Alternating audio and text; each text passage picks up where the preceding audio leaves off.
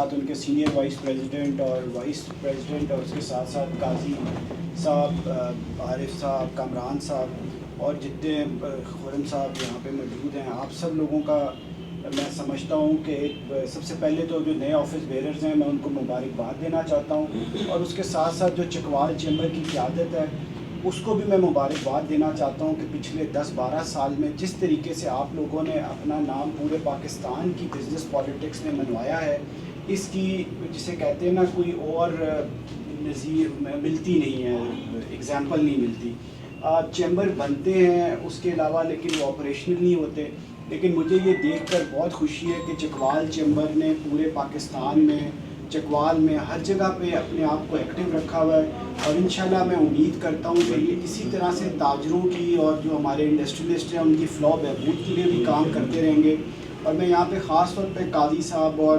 عارف صاحب کو خراج تحسین پیش کرتا ہوں، جس طریقے سے یہ انڈسٹریل اسٹیٹ کے لیے کوشاں ہیں۔ انشاءاللہ ہم نے مل کے خواب دیکھا تھا کہ چکوال میں ایک انڈسٹریل اسٹیٹ بنے گی، تو قاضی صاحب میری آپ سے کمٹمنٹ ہے کہ انشاءاللہ وہ خواب ہم ضرور پورا کریں گے، اور پورے پاکستان کی جو بزنس کمیونٹی ہے اور جتنے بھی چیمبرز ہیں ان کو یہ بتائیں گے کہ ہاں یہ چکوال چیمبر چاہے چھوٹا چیمبر تھا لیکن اس نے اپنے بلبوتے پہ ایک ایسی مثالی انڈسٹریل اسٹیٹ بنا کے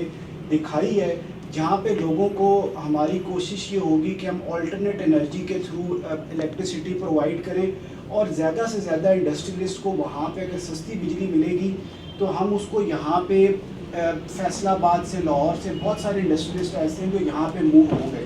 انشاءاللہ۔ اور میں یہ سمجھتا ہوں کہ یہ فیصل ٹاؤن اور ملٹی پروفیشنل کے چودھری مجید صاحب ہیں،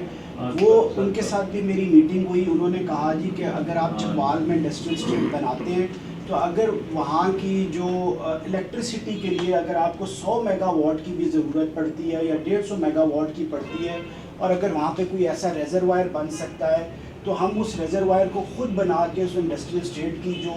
الیکٹریسٹی کی ضروریات ہیں وہ ہم پوری کریں گے۔ تو میری یہ خواہش ہے کہ ہم یہ جو چکوال کا انڈسٹریل اسٹیٹ ہے اس کو ایک جدید ایکسپورٹ کے ریلیٹڈ بنائیں، اور انشاءاللہ میری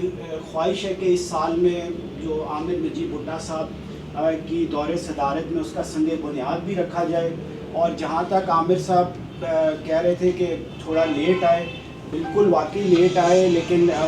چکوال ہمارا اپنا گھر ہے، چکوال چیمبر سے ہماری پہچان ہے، اور ہمیں چکوال چیمبر سے آگے اور کوئی چیمبر عزیز نہیں ہے۔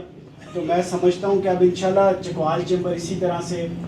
جس طرح سے عامر بھٹا صاحب صدر، باقی بھی جو دوست ہیں مجھے پتہ ہے بہت سارے اور لوگ بھی ایسے ہیں جو لائن میں ہیں جو صدر بننا چاہتے ہیں، تو انشاءاللہ سب کی باری آئے گی، اور جو لوگ رہ گئے ہیں ان کو بھی قاضی صاحب اور باقی جتنی آپ کی کاؤنسل ہے، خواجہ صاحب، سب لوگ صدر بنائیں گے۔ لیکن ایک ہی میں آپ کو ریکویسٹ کروں گا کہ جو یونٹی ہے اس کو برقرار رکھیں۔ یونٹی کے اندر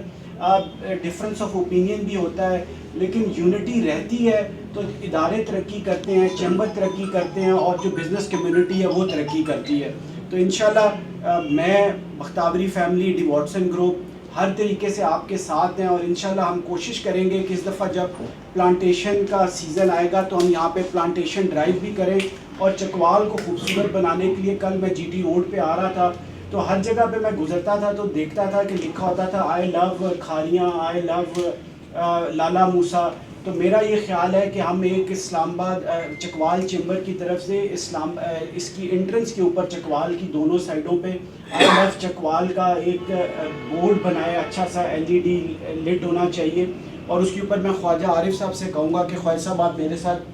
کوآرڈینیٹ کریں، تو انشاءاللہ جو ہمارا بندہ کام کرتا ہے اسے مل کے، اور اس کے ساتھ ساتھ DC آفس سے پرمیشن لینی پڑے گی، تو انشاءاللہ پرمیشن لے کے ہم اس طرح کے کچھ اچھے سے انیشیٹو لیتے ہیں تاکہ لوگوں کو جو شہر میں آتے ہیں اور جاتے ہیں ان کو جو چکوال چیمبر ہے اس کو ہر جگہ پہ چمکتا ہوا نظر آئے۔ Thank you very much.